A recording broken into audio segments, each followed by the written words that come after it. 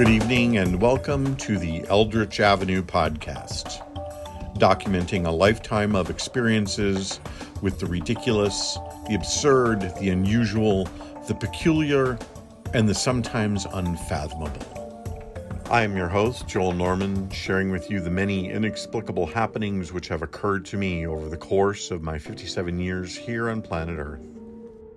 I will present my experiences of time spent on the Eldritch frontiers in 3 waves. The first wave stories will be the easiest for you to digest. These stories are non-threatening, easy to comprehend, and readily placed in reality. The second wave stories, though readily placed in reality, will be difficult to listen to, and only the empathetic mind will get through them. The third wave stories will look at these things all sane persons edit out of their conscious lives as they carefully curate the content of their reality. These are the things your mind will be desperate for you to avoid. These stories open wide that which is named the Eldritch, that being the otherworldly, that which is beyond.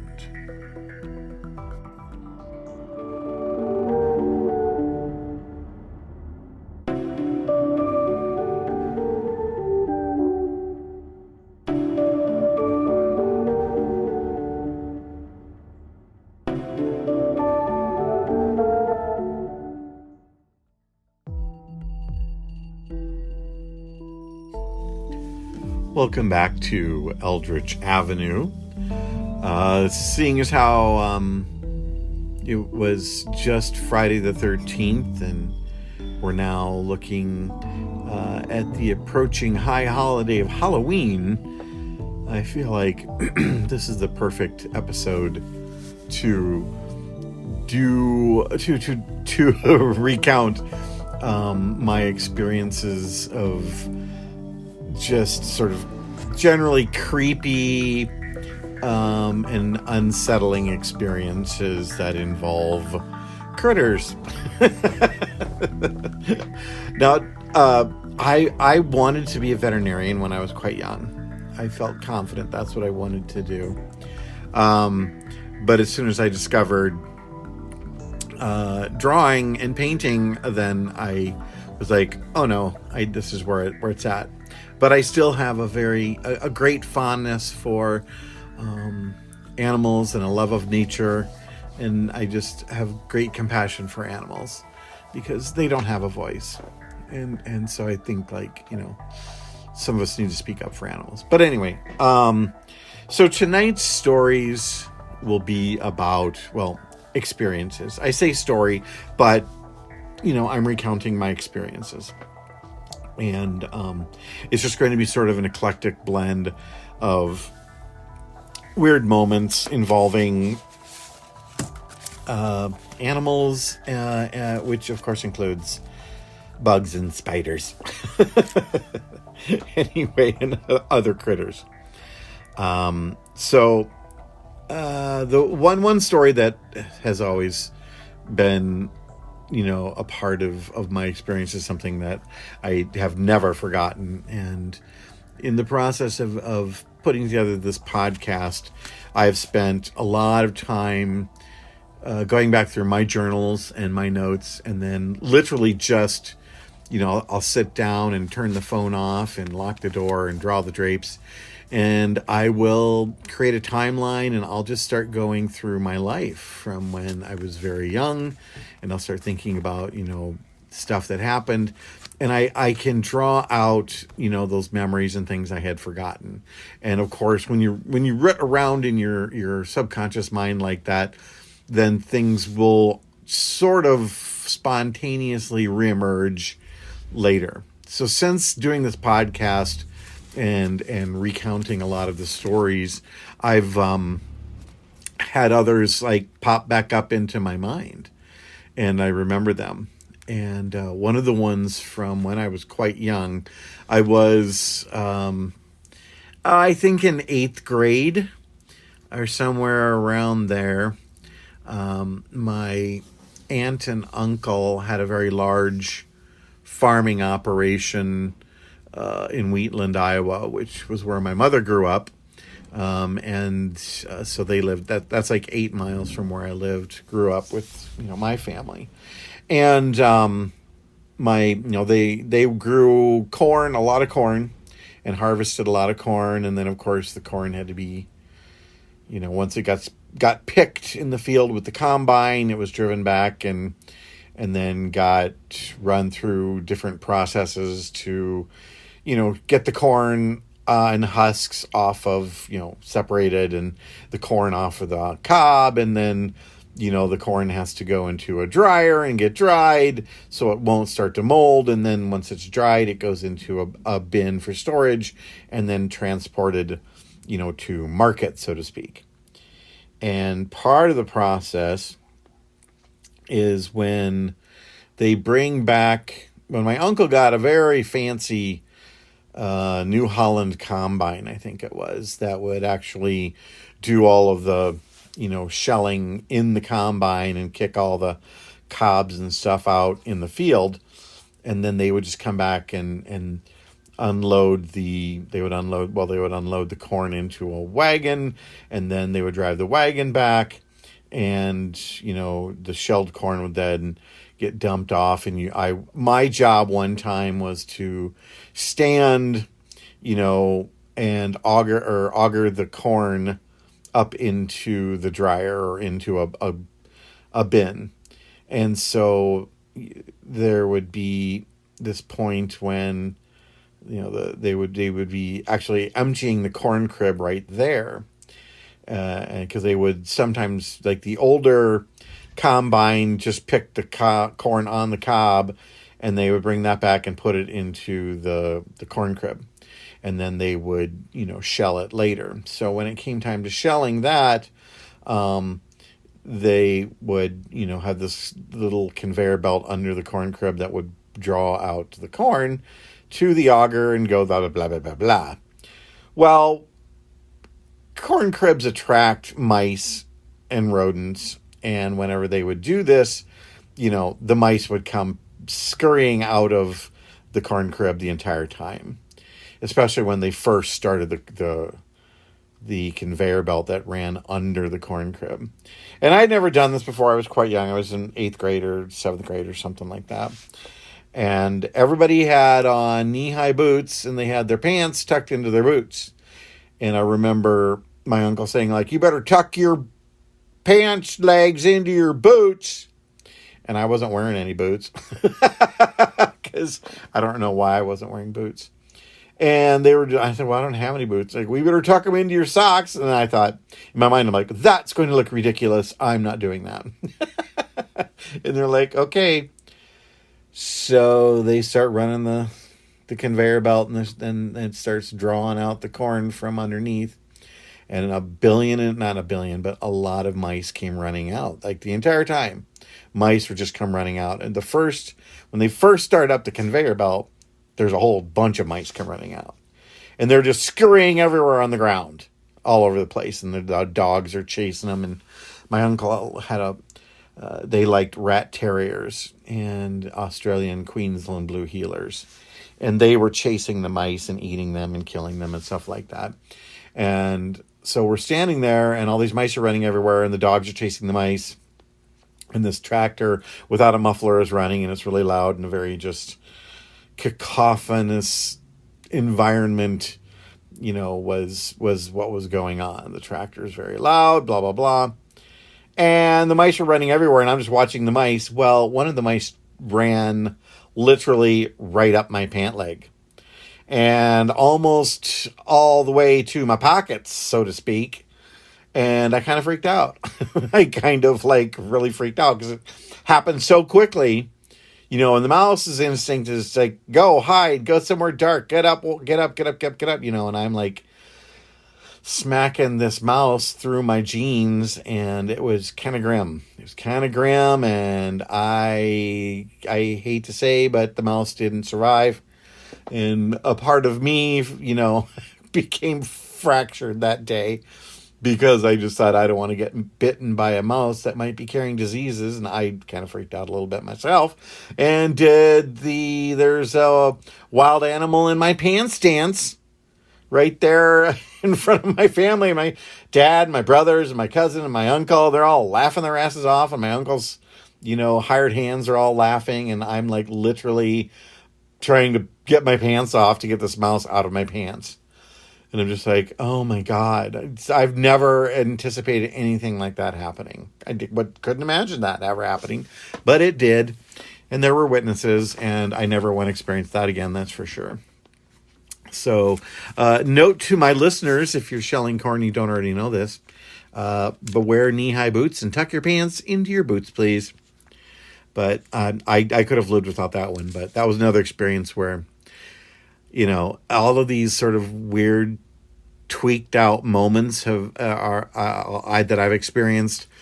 There's just so many of them, and it's just like when people wonder why I'm a bit of a lunatic. It's like that's because of all the shit I've been through. So anyway, yeah, mouse in my pants. It was great.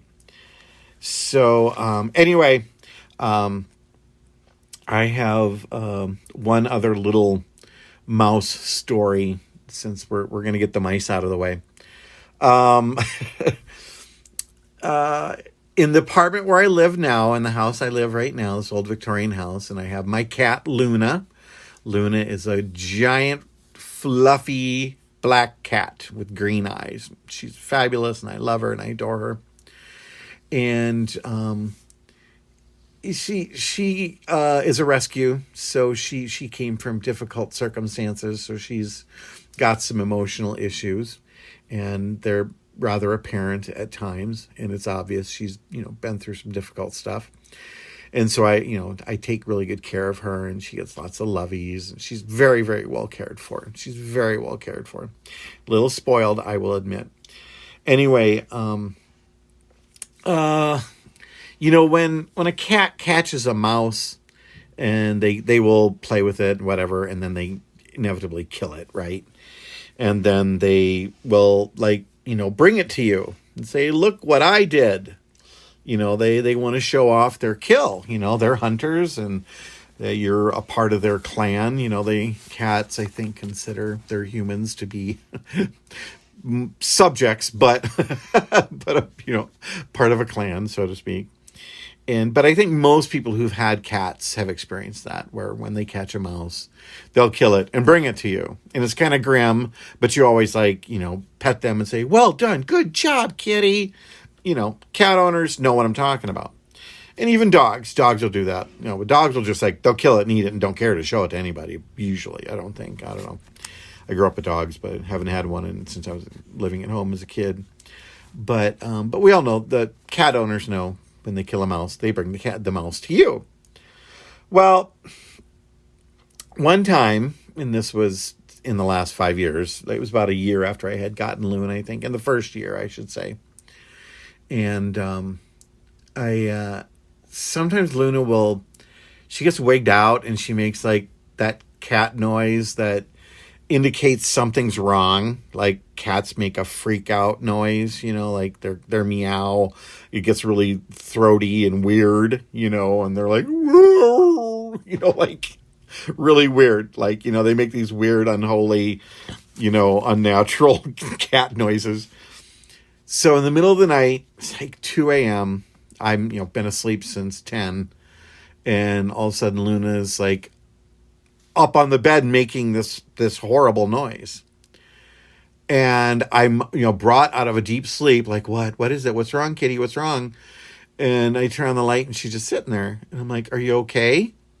And she's a little wigged out, and she's like, rah, rah, rah, rah, rah, rah, rah. And I'm just what's wrong? What's wrong? What's wrong? And I'm looking at her. She's not sick. She fears she's not bleeding. She appears to be physically intact, and I just can't figure out what the problem is. I'm like, what's wrong, Luna? And she's just like, meh, meh, meh, meh, meh, meh. And I was like, okay, well, I don't see anything wrong. So I pet her and calm her down. And so then I just turn the light off and go back to sleep. And then she moves closer to me and can continues making this weird noise. And then I feel something cold and little and wet moving next to me. And I'm kind of like, that's not Luna. Just like, oh my God. And I'm realizing there's a little critter in my bed, a little wet, cold critter. And I turned the light on, and she had caught a mouse and had brought it and put it in bed with me. And I'm like, oh my God, Luna, this is not how this works. Okay. Yay, you caught a mouse and you have to kill it though. That's how this works. You kill the mouse, you know. So I just calmed myself down and grabbed, I have a box of Kleenexes on my nightstand, the table, the desk next to my bed. I just grab a couple of tissues and grab the mouse, and I just, went and threw it in the garbage. I put on my bathrobe, and I went outside and threw it in the garbage can. I'm just kind of like, I'm not going to deal with this in any other way. That's how I'm choosing to deal with it. Sorry. And I mean, because sure, the mouse could come back inside, but I kind of doubt it. But I just kind of thought, Luna, you're such a nutbag. It's like, holy shit, why would you do that? Anyway, so that was a little upsetting. Again, another experience where my psyche has been twisted into a very bizarre form by the weird circumstances and the emotions that came out of that experience. So, anyways, I think that's, pretty much my mouse stories. I want to tell another spider story, like Meadow Full of Horror, only this one is Barn Full of Horror.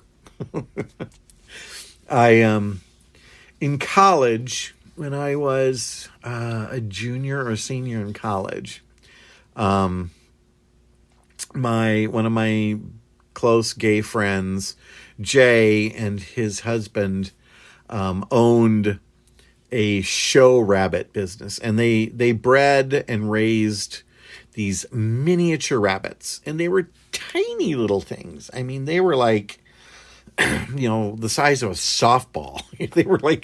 They were bigger than that, but they were so tiny. They were just amazing little creatures, but they were really sweet, and they were like, they'd gotten me one as a pet one time, and I'm like, I don't want a rabbit. But I didn't say no. And I had this tiny little black rabbit, which turned out to be one of the best pet experiences I'd ever had. This rabbit came with a Japanese name. It was Kim something something something. I just called it Kimber Bunnies. And so Kim and I got along great. But moving along, Jay and his partner were going on doing an out-of-state rabbit show. And so they were taking their prize rabbits and going to go do this show. And they asked if I would come and stay on their farm and, feed and water the rabbits and take care of, I think they had a couple of dogs and just watch the place and take care of the rabbits, because they had this huge old barn. And that's where, of course, they kept the rabbits, was in the barn in these cages. And so I was like, sure, I don't mind. It was August, I think. It was late summer.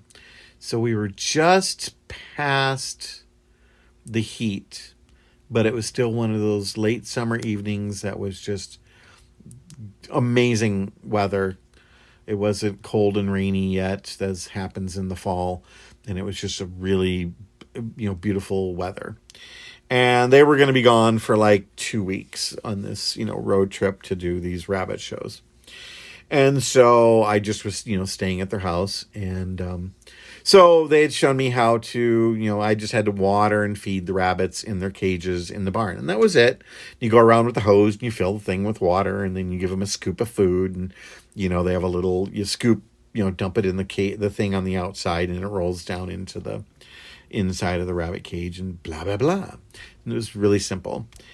And so I had been working on some illustrations and some paintings in my spare time there, because their farm was up on top of this huge hill, this gigantic hill in the middle of nowhere, and it was south of Iowa City, Iowa, and there's nothing there. I mean, they were like an hour from Iowa City, and there was just nothing else there. There were no little towns. It was just like so remote, and there was nothing to do. I mean, it was literally an hour drive to get to a Quick Trip or anything, or a Casey's or anything. Literally very remote place in Iowa. And so, I had plenty of groceries and stuff like that. And I mean, I had my car, and if I needed to go somewhere, I could have, but I didn't feel like driving, an hour. So, one night I'd done my chores and I was done doing paintings, and I was like, I don't want to do work on a painting. And they did not have cable TV or anything like that. And so I was just bored and decided I was going to, clean out my wallet, because it had gotten kind of thick, and I knew there was a bunch of like outdated crap in there, and I just needed to get rid of the receipts and all this crap. So I went through my wallet and was sorting out what stuff could be thrown away, and I cleaned my wallet and got rid of a bunch of crap. And then I discovered a hit of acid that I had gotten from this person in college. And I can't remember who I got that from. It was somebody I think my brother knew. And he was like, this stuff is called Orange Crush, and it's the happiest damn trip you'll ever have. It's just lovely. And I said, well, I'm super lightweight when it comes to that stuff. I'm just deeply, I only need half a hit. And he's like, okay. So he just tore off like not even half a hit. And he goes, this will give you up just a lovely evening. I'm like, okay, great. Well, there was that, little less than half a hit of Orange Crush acid. And I'm like, hey, I ain't got nothing to do. It's a gorgeous summer evening, no humidity. And it was super windy, so I love windy nights, and their whole yard, they had this huge yard on top of this hill, and they'd never mowed it. And it was just like, knee-high grass, and it was just windy, and it was just really a cool night. So I'm like, this is perfect. So I take the acid, and usually with acid, it takes, a good 45 minutes for it to kick in, and an hour for you to get, really cruising. And so I'm just like, wee, feeling groovy, and it's all magical, happy. I love the world, and the universe loves me. Wee, if you don't know. Anyway, for those of you who do. And so I'm like, okay, it's time for evening chores. I'm going to go see the bunny rabbits. So I got to the barn, and I think I'd only been there for a day. I think, was it? I can't remember. It was one of the first days. And so I went out and to the barn and turned on the water and got my bucket of food. And I just, I had my little Walkman. I'm listening to my favorite mixtape, and I'm like, doo-dee-doo. And I'm watering and I'm feeding, and I'm in my happy, magical, earth child mentality. And it was lovely. And I'm having just a happy trip, and other little bunny rabbits. And I noticed this spider on one of the cages, and it had this huge abdomen with this intense mosaic pattern on its abdomen. And the mosaic pattern was just like, it kind of looked like a doily or something. That's how detailed it was. And I just thought, that is really intense. That's actually quite beautiful in a way. It looks like, a mandala or something like that. And so I looked at this, that marveled at, nature, and that pattern on that spider's abdomen was just really cool. And then I went to the next cage and started filling the water and filling the food. And there was another spider just like it. And I looked at that, and it was a little bit bigger. And I looked at the abdomen, and I'm like, that is just amazing. And I know that spiders are good, and they really do a great job of keeping the bugs down, in barns and stuff like that. So they're a welcome thing because they control bugs, because bugs can cause disease, and the flies can bite the animals. So go spiders. Yay, go spiders. I noticed another spider and another spider and another spider. And then one cage had like 5 of them on. And I'm like, holy cow. And then I made the mistake of looking up. Oh my God. Yeah, I looked up and beheld so many cobwebs and so many spiders. And, I'm not one to actually hallucinate on drugs. I have never been one of those people who took really strong acid and full-on hallucinated shit. I just have never been that way. I always had there was lots of pretty colors, and you felt really groovy and it was fun, but I never would have hallucinations. Like, my consciousness that just didn't happen for me. I know that other people hallucinate when they're on acid and stuff, but I don't.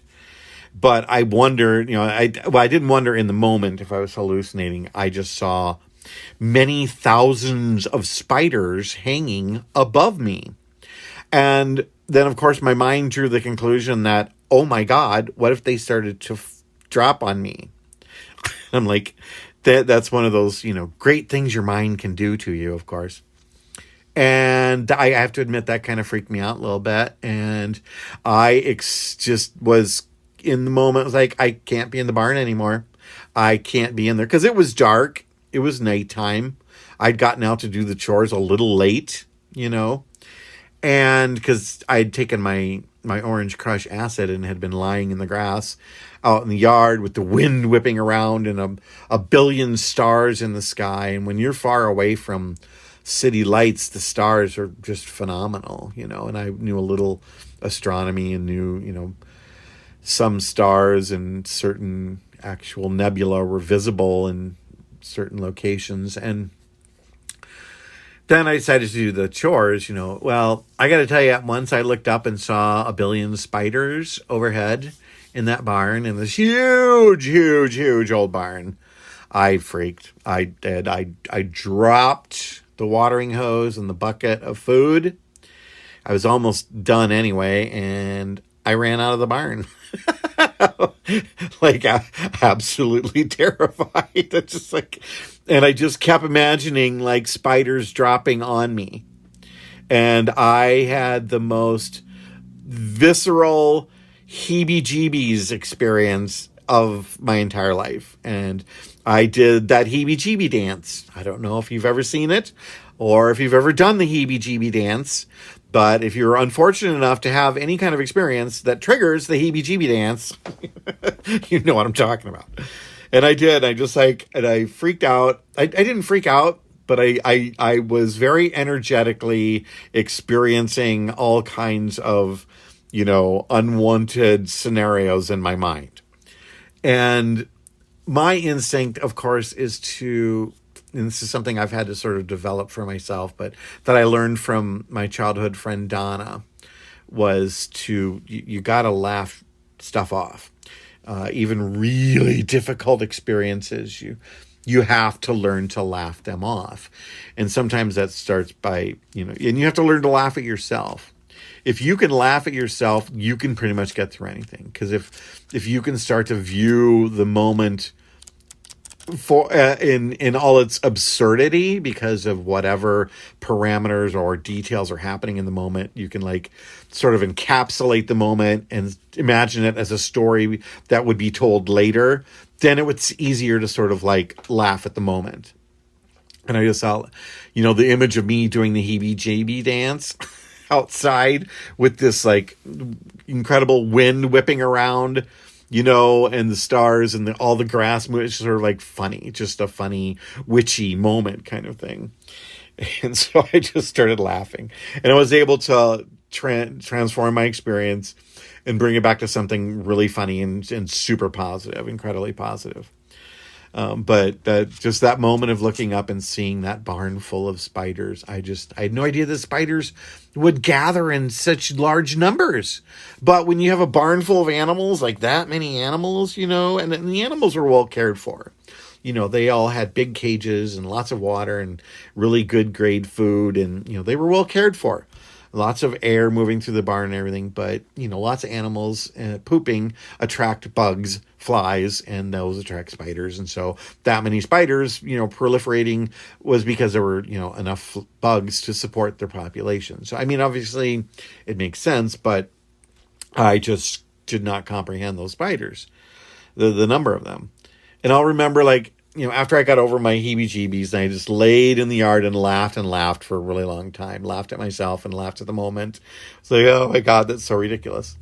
And then I finished out my trip, and, I think I smoked a couple cigarettes very quickly. And then, of course, later when it wore off, I got suddenly tired and went to bed. The next day when I woke up, I'm like, I just want to see if the spiders were actually there or it was a hallucination. And I went out there and I peeked in the barn, and nope, they were there. There's that many spiders in that damn barn. And I will tell you that every time I went out to feed and water the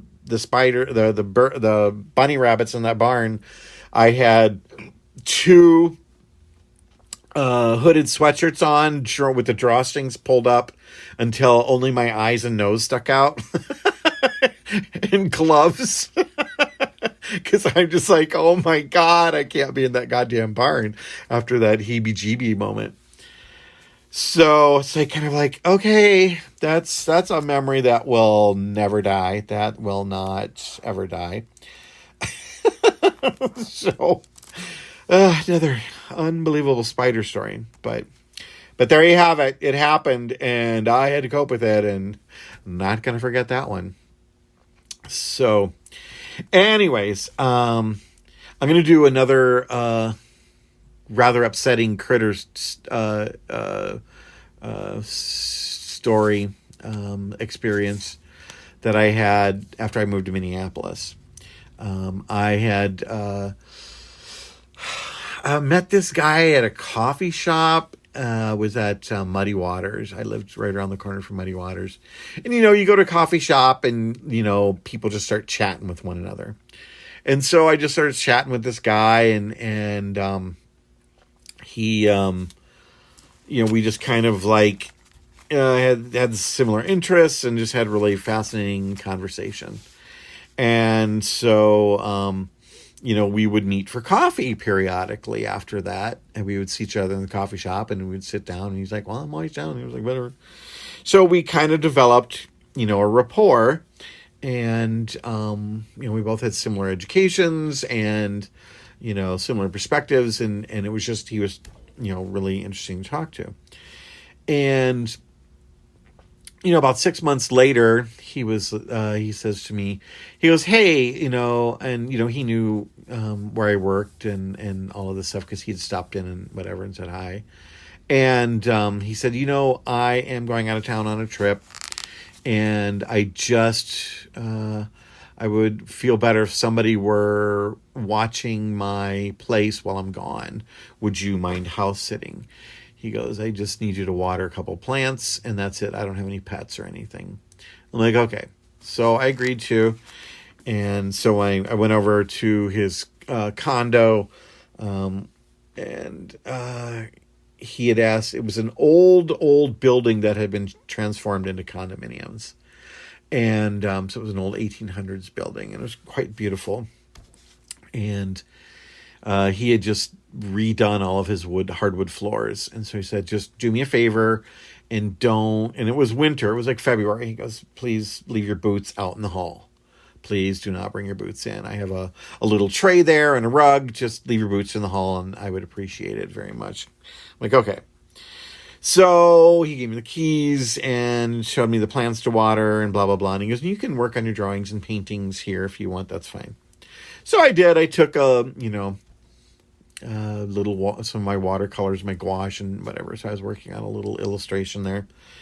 And he lived about 2 blocks from a Quick Trip or one of those, 24-hour, convenience stores that sold gasoline as well and stuff. And it was right on Lyndale, around the corner from the Wedge. So quite busy, but 24 hours. And I had been working on this painting like pretty much all day. And so I just kind of it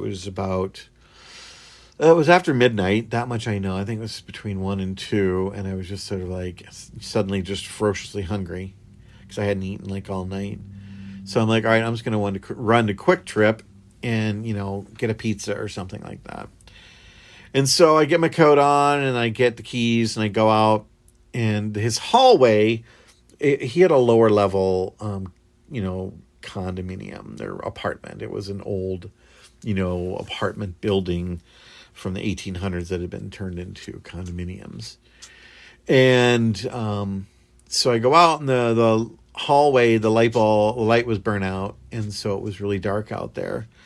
And so I have my coat on, I got my keys and my wallet, and so I go out and pull on my boot and lace it up, and then I pull on my other boot, and it felt like these boots I had were ankle boots. They were really high ankle boots, and it's, for wearing in the winter so you don't get, water and stuff in your shoe.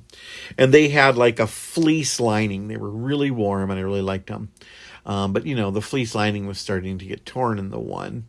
And it felt like the fleece lining had finally given loose and was rumpled up.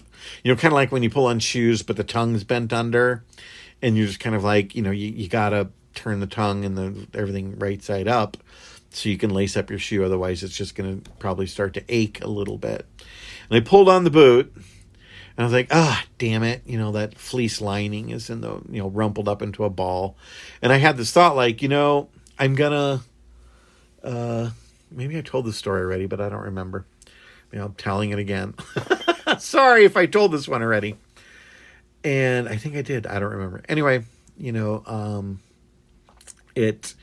I decided to I'll just to hell with it. Fuck it. I'm just going to go to Quick Trip. And, I'll deal with the lining later. But something made me stop and take my boot off and made me choose to straighten out the lining in the boot and then put the boot back on. So I took the boot off and reached into the boot and fumbled around with my fingers until I found the rumpled up lining, or so I thought. And I'm like, well, this isn't the lining. What is this? So I pulled it out, and it was dark in the hall, and I couldn't quite tell what it was. And I leaned back. I opened the door to his apartment so the light would shine out there, and I leaned in a little bit, and I looked at this thing, this dark thing, and then its head spun around. And this high-pitched ultrasonic noises started coming out of its head. And I was just like, oh my God. And then it dawned on me it was a bat. And I was holding a bat. A bat in his building had decided to take a nap in my boot. I was just and I had reached in. And, when bats sleep, they fold up their wings, and so their hands and their wings sort of all get tucked in by their feet or something like that, or I don't know how that works. And I just happened to grab it by its feet and wings that were folded up at its feet, and so it was sort of all enclosed in its wings, and it was trying to bite me viciously, crazily trying to bite me, and making that high-pitched ultrasonic sound. And I was just like, oh my God, oh my God, oh my God. And I just instinctually hurled it down the hall. I just was like, get it away from me. And then I dove back into the apartment and closed the door. And I'm like, okay, I'm not going anywhere. But just that moment when it turned, its head swiveled around and its mouth opened up. And its mouth was blood red, just blood red. And the white, sharp teeth that were just like needles They were so, and it was just trying to bite me. And the big, weird, ribbed ears, and it was just sort of like, oh my God, this was in my boot. There was a bat in my boot. The fuck is it doing in my boot? And that of course gave me the heebie-jeebies. And just the reality that I had not been bitten and I had not been scratched. And I just examined my hands to make sure there was no, I'm like, because of course, and I'm like the fear of rabies and everything. And then I did another heebie-jeebie dance. I'm just like, heebie-jeebie dance. Everybody do the heebie-jeebie dance. Oh my God. I got to tell you, that was just, I can never would have imagined pulling a bat out of my boot. Just would never have imagined that. Holy crap. And I apologize if I've already recorded this story in a previous episode. I try to make notes and not repeat myself, but if I did repeat that, I apologize and sorry to make you listen to that story again. I'll have to listen to the old episodes to see if I actually said that. And if I did, I'll re-record this one. But if not, but anyway, yeah, I don't ever need to hold a bat again by accident, for sure. But anyway, yeah, that was a trip. I got to tell you, that was a trip. So, I'm going to tell one more story, one more experience. It's not anything. It's not like creepy critter. It's not creepy. It's not upsetting. Though for some people it might be challenging. Probably not. But when I first moved to Minneapolis, I shared an apartment with like 3 other people. And one of them was my roommate from college, Jill. And Jill had a cat. And Jill had and the guy upstairs both had cats. And they let their cats have sex. And Spot became pregnant. And so one morning, I heard Spot at my door, and she was like, meow, meow, meow, meow, meow, meow, meow, meow, meow, meow, meow. I'm like, what the fuck is going on with Jill's cat? I wonder what's going on with Spot. And then she'd run away, and I could hear her meowing in the other room. And then she'd come back and be at my door, meowing again. I'm just like, this is totally weird. This is totally this is totally not usual. This is out of the norm. And eventually I heard, Spot go away and then come back to my door, meow, meow, meow, meow, meow, meow, meow, meow, meow, meow, meow, meow, at my door. And then finally I hear footsteps, and then I hear somebody turn the knob and open my door. And seconds later, Spot appears on my bed.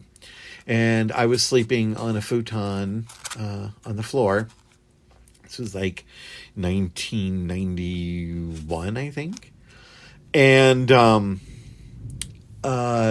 she like gets into bed with me, and she's like freaking out. Like she's very upset. And I'm like, what's going on with you? And she lays on her side, and I can just see like all the kittens in her tummy, because she was very pregnant. She had a lot of kitties inside of her, and they were doing a full court press inside of her. I could literally see her tummy making all of these. Sorry, I just dropped my recording mic. And I'm like, holy crap, Spot's about to give birth. And that's what dawned. I'm like, okay.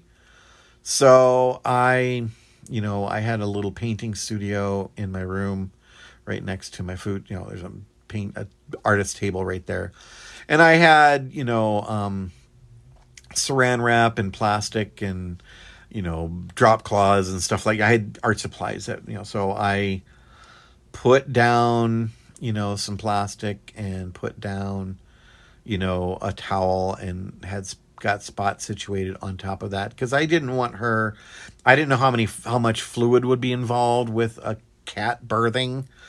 And so I just didn't want my futon soaked with cat body fluids.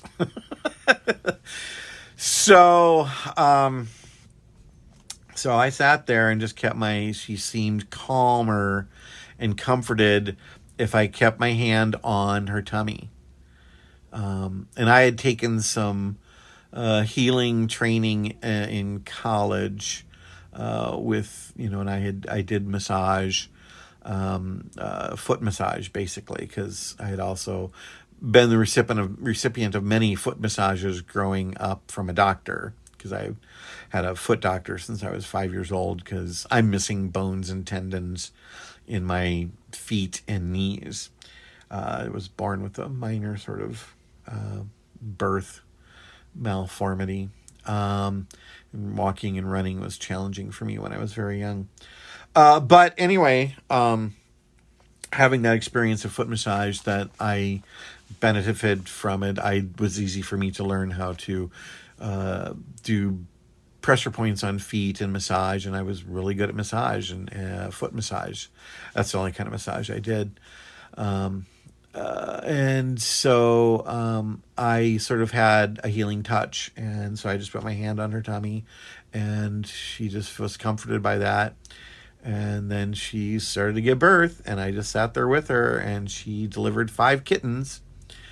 And, I know that sometimes first-time mothers freak out and eat their cats, but she was really good, and she cleaned them, and I sat with her and, said quiet, comforting things to her. And so soon enough that they were like out, and it seemed like they were all alive, and she was now calm. And she was no longer freaking out. And her labor was done. Her one labor was done. She had another, several months of other labor coming along, caring for children, her kitties. And so that was kind of wild. That was, interestingly strange to have, because Spot wanted me to be the midwife, not her owner, Jill.